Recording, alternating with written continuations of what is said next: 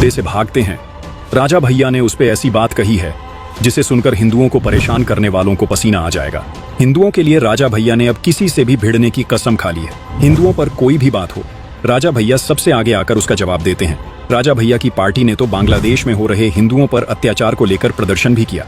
राजा भैया कभी पाकिस्तान से आए हिंदुओं के साथ दिवाली मनाते हैं और कभी हिंदुओं के लिए पूरी सरकार से भिड़ जाते हैं। एक बार फिर राजा भैया ने ऐसी बातें बोली हैं जिसे हर सनातनी को सुनना चाहिए।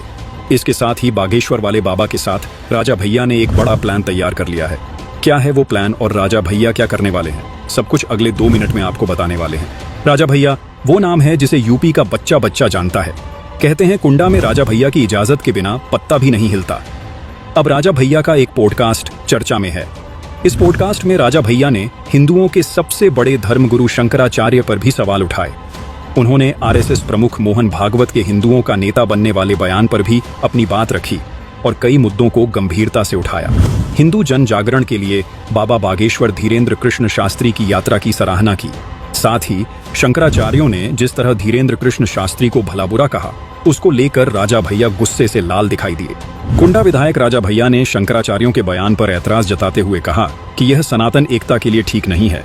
राजा भैया ने चारों शंकराचार्यों को नसीहत दे दी कि उन्हें केरल और पश्चिम बंगाल में जाकर धरना देना चाहिए। दरअसल पश्चिम बंगाल और केरल से हिंदुओं पर अत्याचार की खबरें सामने आती रही हैं। इस मामले में किसी भी हिंदू धर्म के सर्वोच्च नेता की ओर से सवाल न उठाए जाने की बात कही जाती रही है। कई राजनीतिक दल भी इन मामलों पर चुप्पी साध लेते हैं। राजा भैया ने पॉडकास्ट में साफ तौर पर कहा कि हमें अपनी बात आम लोगों तक पहुंचाने की जरूरत है। हमें एकजुट होने के लिए कार्य करना है। उन्होंने कहा कि हर व्यक्ति बुद्धिजीवी या परास्नातक नहीं है, इस बात का ध्यान रखने की जरूरत है। उन्होंने आगे कहा कि जो हमारा है उसका हम दावा करेंगे। हम भी स्वयं सेवक रहे हैं। उन्होंने कहा कि यह इतिहास के सत्य पुनर्लेखन का द्वार है। जिन मुद्दों को दबाया गया है उसे उजागर किया जा रहा है। कुंडा विधायक ने संभल का मुद्दा उठाते हुए वहां की ताजा स्थिति पर आश्चर्य जताया। उन्होंने कहा कि आज संभल में अगर बिजली का मीटर बदला जाना है तो अर्धसैनिक बलों को लेकर जाना पड़ रहा है। ऐसे लग रहा है कि सीमा पर हमला करने जाना पड़ रहा है। आप लोगों ने भी टीवी पर स्थिति को देखा होगा। राजा भैया ने कहा कि विद्युत मीटर तो बिजली विभाग का कर्मचारी बदलता है। हमने यह बात विधानसभा में भी कही।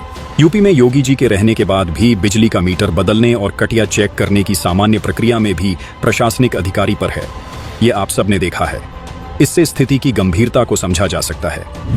राजा भैया ने एक वक्ता के हिंदू लीडर की जरूरत को सही करार देते हुए कहा कि हाँ, हमें हिंदू नेता की जरूरत है। साथ ही उन्होंने कहा कि आपने देखा होगा एक युवा धीरेन्द्र कृष्ण शास्त्री जी सनातन एकता यात्रा निकालते हैं और उनके समर्थन में जितने लोग आए उससे अधिक विरोध में उतर गए। यहाँ तक कि पूज्य शंकराचार्य भी उन्हें ढोंगी और पाखंडी बताने लगे। हमें परायों से दिक्कत नहीं है, हमारे अपने ही हम पर प्रहार करने लगते हैं। यह दिक्कत वाली बात है। इससे हम कमजोर होते हैं, इससे हम हतोत्साहित होते हैं। हमें केवल इतना करना होगा कि अगर कोई सनातनी धर्म के लिए अपने स्तर पर कुछ काम कर रहा है तो उसे हतोत्साहित न करें, उस पर सवाल न उठाएं। मुस्लिमों में आप देखिए, चाहे दाऊद हो, चाहे मुख्तार हो या अतीक हो, कभी भी मुस्लिम धर्मगुरुओं की ओर से उनकी बुराई नहीं सुनी होगी। इन लोगों के कृत्यों के बारे में हर किसी ने सुन रखा है, लेकिन कभी कोई आवाज उनकी तरफ से उठती सुनी है आपने? हिंदू धर्म के सर्वोच्च धार्मिक नेता चारों शंकराचार्य अगर केरल और बंगाल की सड़कों पर बैठकर धरना देते हैं तो सोचिए कितना बड़ा समाचार बनेगा, हिंदुओं का कितना उत्साह बढ़ेगा। आखिर वे हैं क्यों? दरअसल राजा भैया ने इन राज्यों में हिंदुओं पर अत्याचार के मसले पर यह बात कही। क्या आप भी राजा भैया की इन बातों से सहमत हैं? कमेंट में बताइए।